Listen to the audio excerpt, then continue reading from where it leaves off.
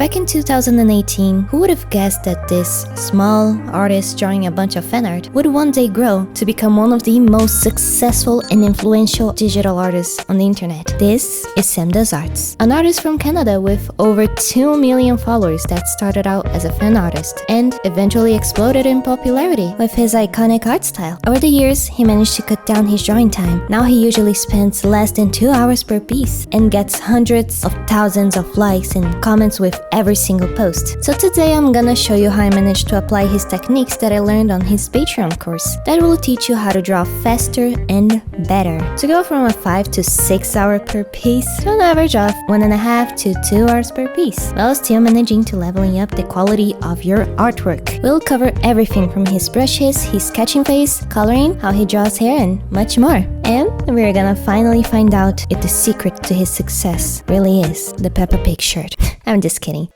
Let's start with his brushes from his brush pack. Sam has 6 brushes that he uses the most. 2 are for the pop texture details, and these 4 are the most important ones. This first one is the blocky one. He mainly uses this one for background, buildings, and to apply base colors. This second one he also uses a lot for the background in conjunction with the blocky brush, as well as some details for the hair strands and a lot of the coloring too. Third one is the common airbrush, which honestly he doesn't use it as much. And this fourth one is the one he uses the most, the round brush.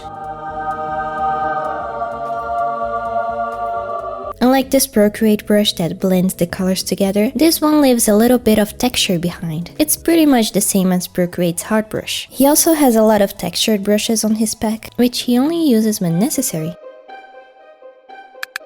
Before anything starts, Sam likes to plan out his illustrations. Most of them, if not all of his artwork, contain references that were all grabbed from Pinterest. Remember that the reference is just a mere guide, so if there's anything you want to add or even remove, please do so. Sam often removes a lot of the details from the original image, like the stripes here or the sand here. He also saturates the colors a lot, and overall simplify everything to match his art style better. Once he has a reference, he often begins his sketching by outlining the shape of the character, instead of beginning with the eyes or the face. The main focus in this phase is to think about everything as big shapes, so forget about drawing any details. In this stage, he'll avoid sketching details like jewelry, hair strands, and most of the clothing folds. He likes to have single, confident lines, and actually avoid sketchy lines as much as possible. Usually, his sketches look like this. You can see how much he simplifies everything, and basically just puts some guidelines for the coloring. But if he's drawing a pose that does require a little bit more brain work, he will sketch with a few more guidelines. A couple years back, he only used to use this sketchy brush to color everything. The downside of this brush is that it leaves the drawing with an unsharp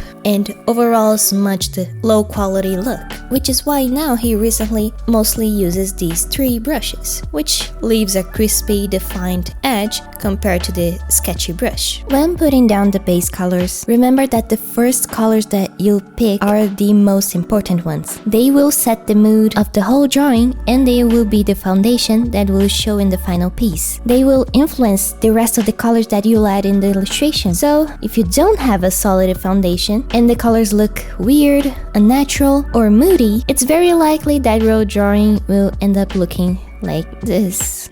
But if you do have a solid foundation like this, you'll be able to visualize what the final product will look like better and know what's the next step to take. Doesn't mean that you won't change the values or hue a little bit later, but it's important to have a solid foundation, so you learn how to pick good colors by yourself without relying heavily on all those magical blending layers, which also helps speeding the process even more. So instead of you picking the base colors, then creating a bunch of new layers, adding special effects, you can just pick the colors by yourself at the beginning. Use those special blending layers for final details, or if there's already a lot of stuff drawn beneath it. If you're having trouble getting the first colors right, one trick that I like to use is to first pick the image of the reference and apply the Gaussian blur. Then you color pick the colors of the image and you observe what kind of colors come out. Its saturation, the hue, and how light or dark it is. Do not directly copy the colors from the image into your drawing. That way you learn absolutely nothing. So once you're done observing what colors are coming out, you then try to pick the colors yourself. It's a fun little exercise. Now let's quickly talk about his layering system. Previously we added the base colors and you may have organized the layers like this, with each individual color on its separate layer. But Sam only organizes his layers like this: background, middle ground, foreground, line art, and details. Which means he'd merge all of these layers together.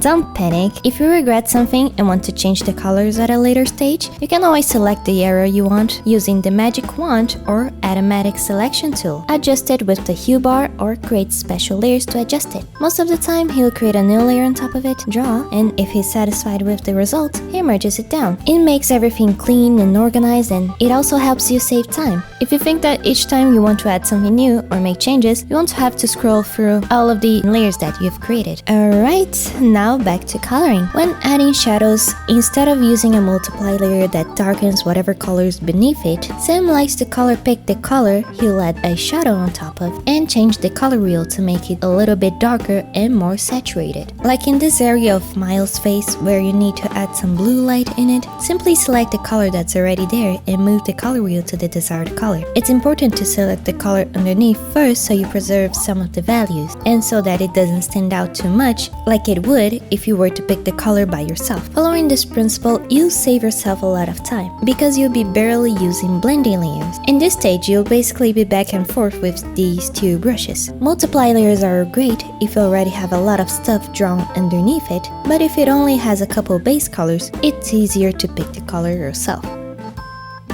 Let's start off drawing the hair from here. It is very easy to turn this into this in under 10 minutes. First off, after you draw the basic shape of the hair using a dark color as a base, you then erase a little bit of it using the round brush as an eraser to give it a little bit of texture at the tip. Next, you pick the base color and get a lighter and more saturated color and add brush strokes that follow the hair flow like this using the line brush. They'll mostly be covered in the final image, so don't worry if it looks messy. Now, with the round brush, add the highlights like this and erase the edges a little bit. Grab the line brush again and add more contrast with small lines and add bigger strokes like this with the same brush at the tip of the hair and slightly erase it if necessary. For the hair strands, Sam uses this brush. This one is particularly good with hair strands because of its shape. Because depending on the flow, it will look flat on one side and thicker on the other, which is a more natural way that hair behaves instead of some strands with the same thickness. You can rotate the brush and also obtain different results with it. Avoid parallel lines and just make sure that they don't stand out too much. Slightly erase them if necessary. One of his signature stylistic choices are the use of these two brushes, the halftone and the hatch one. Add them on a separate layer, but also make sure that they don't stand out too much. Sam is cool and all, but if there's any other artist that you like to study, make sure to watch this video next on how to study your favorite artist. And comment down below if there's any other artist that you like to study of. Thanks for watching, subscribe.